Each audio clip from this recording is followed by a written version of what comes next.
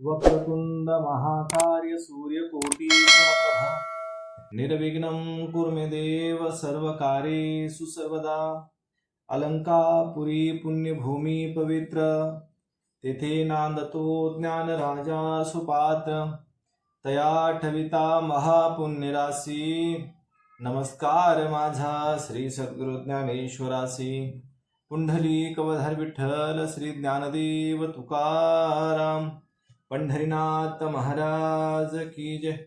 माऊली ज्ञानेश्वर भगवान की जय। जय जय श्री राधे श्याम।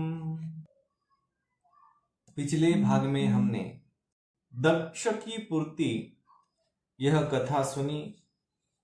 इस भाग में हम ध्रुव का वन में गमन यह कथा अपने हरि उद्योग इस चैनल के माध्यम से सुनेंगे।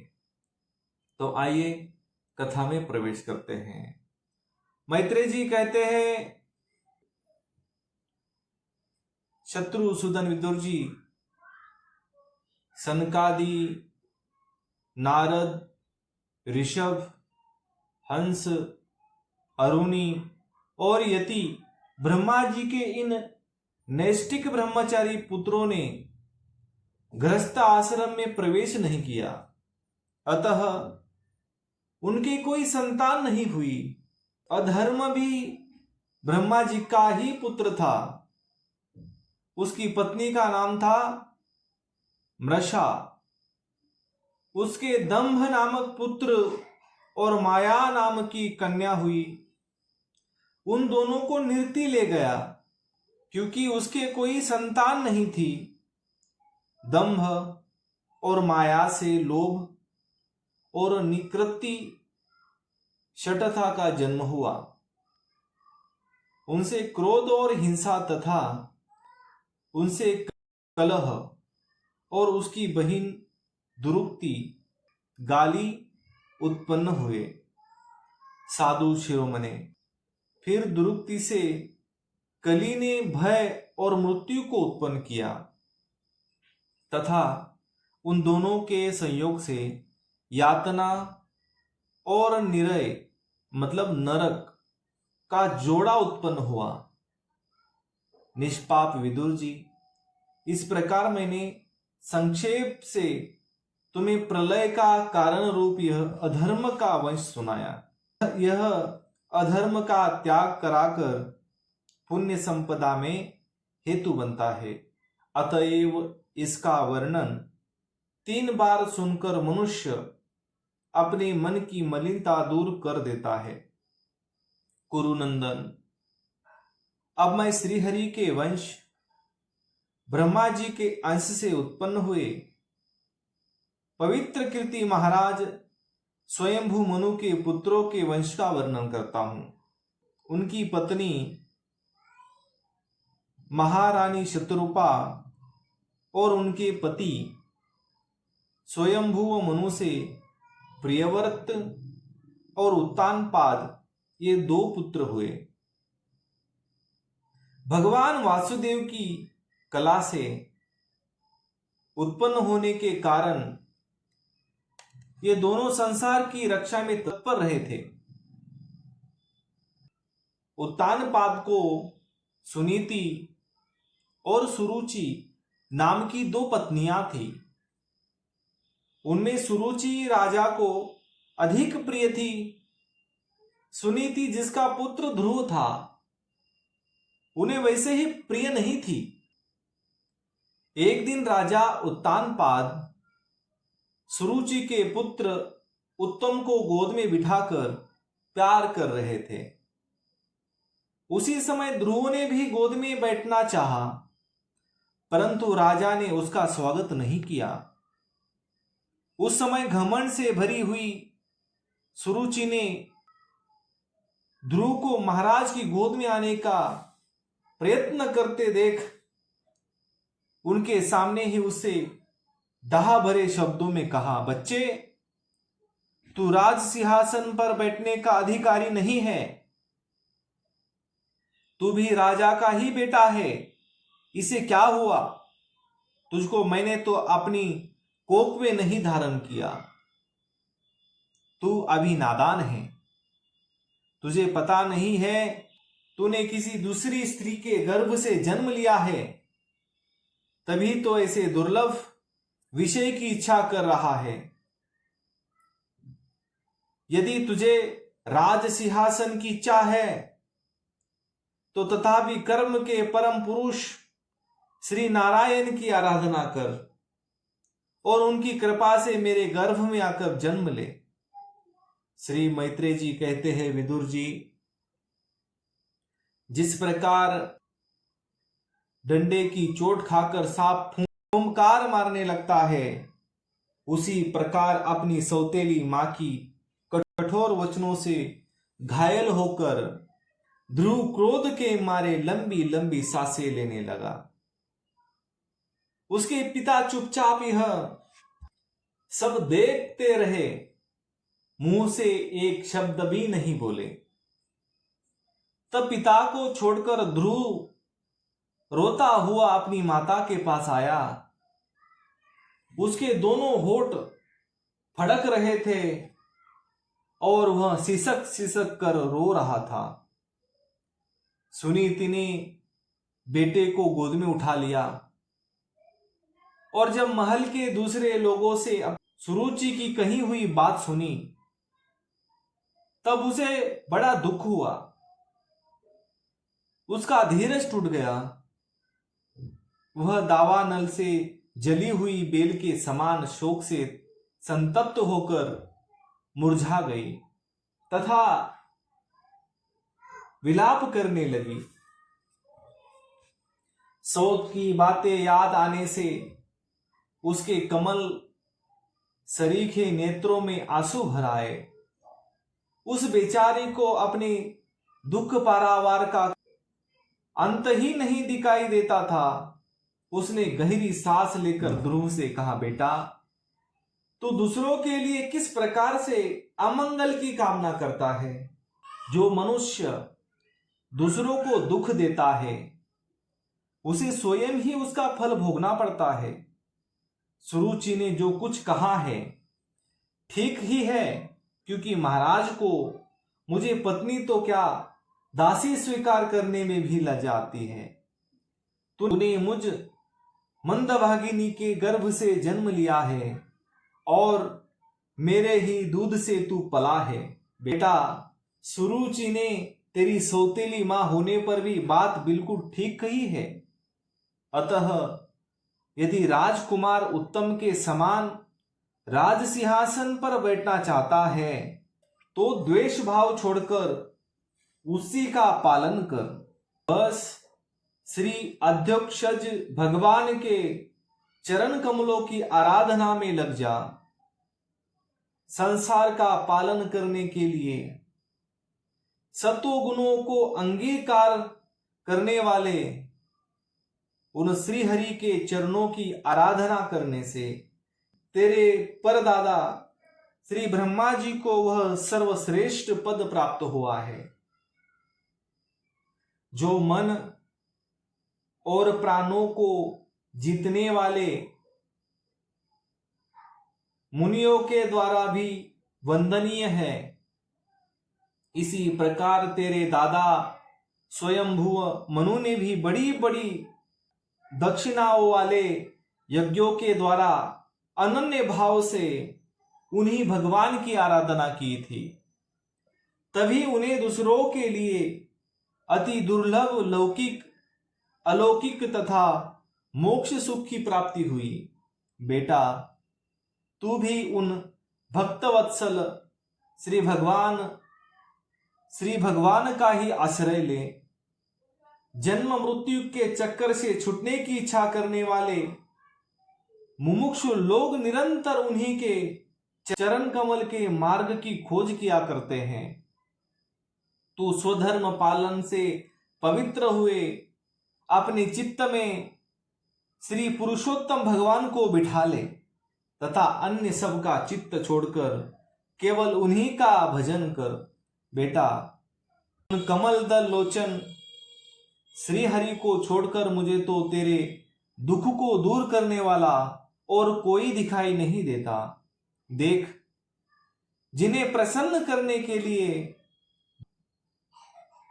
ब्रह्मा आदि अन्य सब देवता ढूंढते रहते हैं, वे श्री लक्ष्मी जी भी दीपक की भांति हाथ में कमल लिए निरंतर उन्हीं श्री हरि की खोज किया करती है। श्री मैत्रेय जी कहते हैं, माता सुनीति ने जो वचन कहे वे अभीष्ट वस्तु की प्राप्ति का मार्ग दिखलाने वाले थे। अतः उन्हें सुनकर ध्रुव ने बुद्धि द्वारा अपने चित्त का समाधान किया। इसके बाद वे पिता के नगर से निकल पड़े। यहां सब समाचार सुनकर और ध्रुव क्या करना चाहता है इस बात को जानकर नारद जी वहां आए। उन्होंने ध्रुव के मस्तक पर अपना पापनाशक कर कमल फिरते हुए मन ही मन विस्मित होकर कहा, अहो, क्षत्रियों का कैसा अद्भुत तेज है। वे थोड़ा सा भी मान भंग नहीं सह सकते। देखो, अभी तो यह नन्हा सा बच्चा है, तो भी इसके हृदय में सौतेली माता के कटु वचन घर कर गए। तत्पश्चात नारद जी ने ध्रुव से कहा, बेटा, अभी तो तू बच्चा है, खेल कूद में ही मस्त रहता है। हम नहीं समझते कि इस उम्र में किसी बात से तेरा सम्मान या अपमान हो सकता है। यदि तुझे मान अपमान का विचार ही होता तो बेटा, असल में मनुष्य के असंतोष का कारण मोह के सिवा और कुछ नहीं है। संसार में मनुष्य अपने कर्मानुसार ही मान अपमान या सुख दुख आदि को प्राप्त होता है। तात, भगवान की गति बड़ी विचित्र है। इसलिए उस पर विचार करके बुद्धिमान पुरुष को चाहिए कि दैववश उसे जैसी भी परिस्थिति का सामना करना पड़े उसी से संतुष्ट रहे।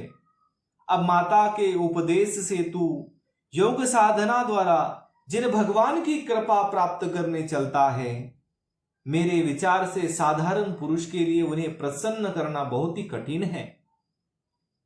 योगी लोग अनेकों जन्मों तक अनासक्त रहकर साधन समाधि योग के द्वारा बड़ी बड़ी कठोर साधनाएं करते रहते हैं, परंतु भगवान के मार्ग का पता नहीं पाते। इसलिए तू यह व्यर्थ का हट छोड़ दे और घर लौट जा।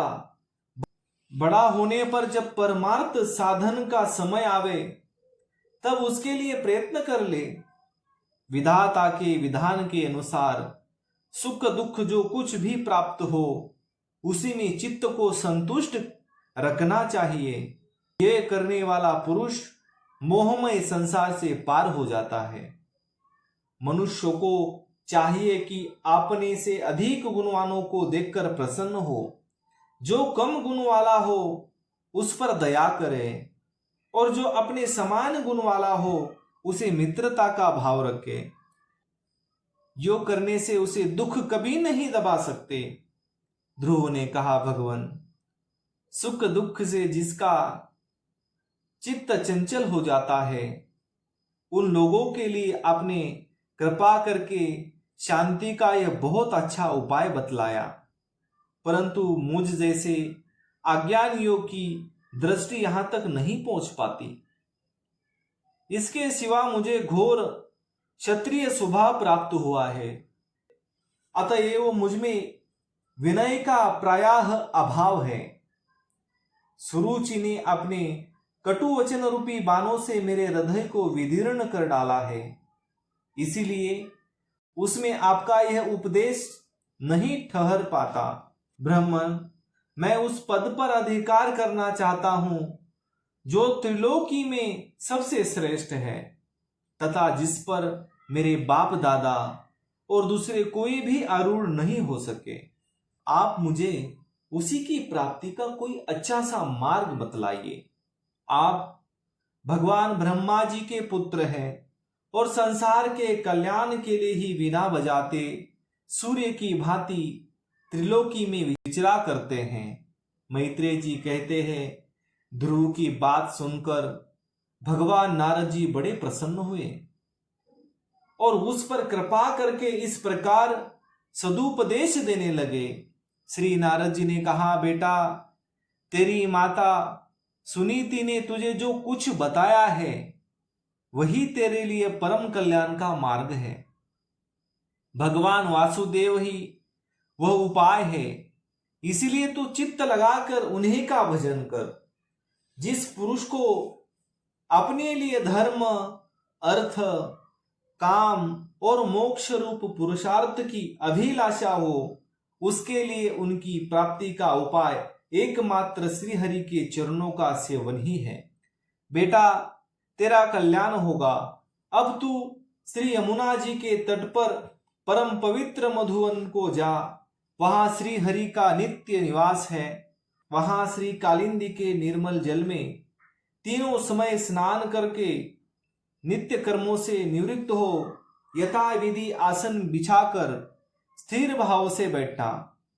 फिर रेचक, पूरक और कुंभक 3 प्रकार के प्राणायाम से धीरे धीरे प्राण, मन और इंद्रियों के दोष को दूर कर धैर्य युक्त मन से परम गुरु श्री भगवान का इस प्रकार ध्यान करना। भगवान के नेत्र और मुख निरंतर प्रसन्न रहते हैं। उन्हें देखने से ऐसा मालूम होता है कि वे प्रसन्नता पूर्वक भक्तों को वर देने के लिए उद्यत है। उनकी नासिका, भौहें और कपोल बड़ी ही सुहावनी है। वे सभी देवताओं में परम सुंदर है। उनकी तरुण अवस्था है।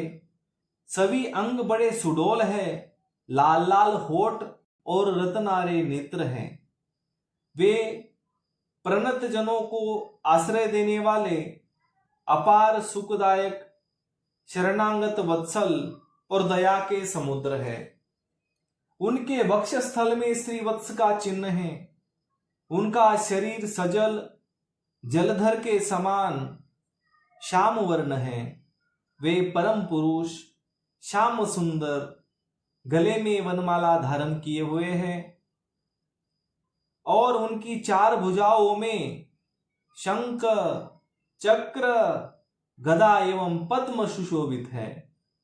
उनके अंग प्रत्यंग किरीट, कुंडल, केयूर आदि कंकन आदि आभूषणों से विभूषित है। गला कस्तूभ मणि की भी शोभा बढ़ा रहा है तथा शरीर में रेशमी पीतांबर है। उनके कटी प्रदेश में कंचन की करधनी और चरणों में स्वर्णमय नुपुर सुशोभित है। भगवान का स्वरूप बड़ा ही दर्शनीय, शांत तथा मन और नयनों को आनंदित करने वाला है। जो लोग प्रभु का मानस पूजन करते हैं, उनके अंतकरण में वे हृदय कमल की कर्णिका पर अपने नख मणिमंडित मनोहर पादार बिंदु को स्थापित करके विराजते हैं।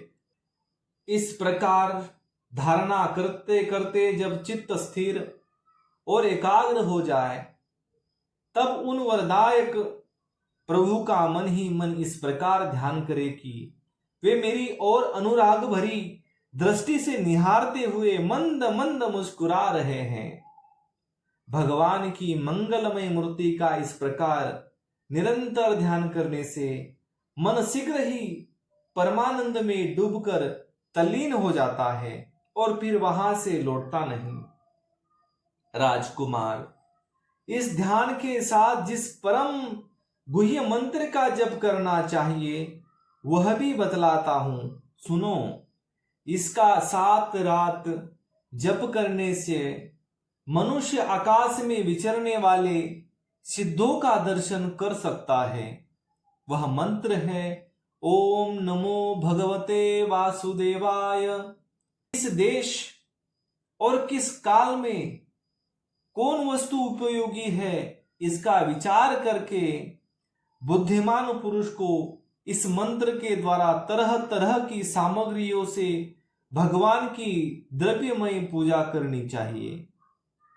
प्रभु का पूजन विशुद्ध जल, पुष्पमाला, जंगली मूल और फलादि पूजा में विहित दुर्वादि अंकुर, वन में ही प्राप्त होने वाले वल्कल वस्त्र और उनकी प्रियसी तुलसी से करना चाहिए। यदि शिला आदि की मूर्ति मिल सके तो उसमें, नहीं तो पृथ्वी या जल आदि में ही भगवान की पूजा करे। सर्वदा संयत चित्त, मननशील, शांत और मौन रहे तथा जंगली फल फूलादि का परिमित आहार करे। इसके सिवा पुण्य कीर्ति श्री हरि अनिर्वचनीय माया के द्वारा अपनी ही इच्छा से अवतार लेकर जो जो मनोहर चरित्र करने वाले हैं उनका मन ही मन चिंतन करता रहे। प्रभु की पूजा के लिए जिन जिन उपचारों का विधान किया गया है उन्हें मंत्र मूर्ति श्री हरि को द्वादश अक्षर मंत्र के द्वारा ही अर्पण करें। इस प्रकार जब हृदय स्थित हरि का मन, वाणी और शरीर से भक्ति पूर्वक पूजन किया जाता है तब वे निश्चल भाव से भली भांति भजन करने वाले अपने भक्तों के भाव को पढ़ देते हैं और उन्हें उसी के इच्छा के अनुसार धर्म, अर्थ, काम अथवा मोक्ष रूप कल्याण प्रदान करते हैं। यदि उपासक को इंद्रिय संबंधी भोगों से वैराग्य हो गया है तो वह मोक्ष प्राप्ति के लिए अत्यंत भक्ति पूर्वक अविच्छिन्न भाव से भगवान का भजन करे। श्री नारद जी से इस प्रकार उपदेश पाकर राजकुमार ध्रुव ने परिक्रमा करके उन्हें प्रणाम किया। तदंतर उन्होंने भगवान के चरण चिन्हों से अंकित परम पवित्र मधुवन की यात्रा की। ध्रुव के तपोवन की ओर चले जाने पर नारद जी महाराज उत्तानपाद के महल पहुंचे। राजा ने उनकी यथा योग्य उपचारों से पूजा की। तब उन्होंने आराम से आसन पर बैठकर राजा से पूछा। श्री नारद जी ने कहा, राजन, तुम्हारा मुख सुखा हुआ है, तुम बड़ी देर से ही सोच विचार में पड़े हो। तुम्हारे धर्म, अर्थ और कामनाओं से किसी में कोई कमी तो नहीं आ गई? राजा ने कहा, ब्राह्मण, मैं बड़ा ही स्त्रीण और निर्दयी हूं। हाय, मैंने अपने 5 वर्ष के नन्हे से बच्चे को उसकी माता के साथ घर से निकाल दिया। मुनिवर, वह बड़ा ही बुद्धिमान था। उसका कमल सा मुख भूख से कुमला गया होगा। वह थककर कहीं रास्ते में पड़ गया होगा। ब्राह्मण, उस असहाय बच्चे को वन में कहीं भेड़िया न खा जाए। अहो, मैं कैसा स्त्री का गुलाम हूं। मेरी कुटिलता तो देखिए। वह बालक प्रेमवश मेरी गोद में चढ़ना चाहता था, किंतु मुझ दुष्ट ने उसका तनिक भी आदर नहीं किया। श्री नारद जी ने कहा, राजन, तुम अपने बालक की चिंता मत करो। उसके रक्षक भगवान हैं। तुम्हें उसके प्रभाव का पता नहीं है। उसका यश सारे जगत में फैल रहा है। वह बालक बड़ा समर्थ है। जिस कामना को बड़े बड़े लोकपाल भी नहीं कर सकते, उसे पूरा करके वह शीघ्र ही तुम्हारे पास लौट आएगा। उसके कारण तुम्हारा यश भी बहुत बढ़ेगा। श्री मैत्रेय जी कहते हैं, देवर्षि नारद जी की बात सुनकर महाराज उत्तानपाद राजपाट की ओर से उदासीन होकर निरंतर पुत्र की ही चिंता में रहने लगे। इधर ध्रुव जी ने मधुवन में पहुंचकर यमुना जी में स्नान किया और उस रात पवित्रता पूर्वक उपवास करके श्री नारद जी के उपदेशानुसार एकाग्र चित्त से परम पुरुष श्री नारायण की उपासना आरंभ कर दी।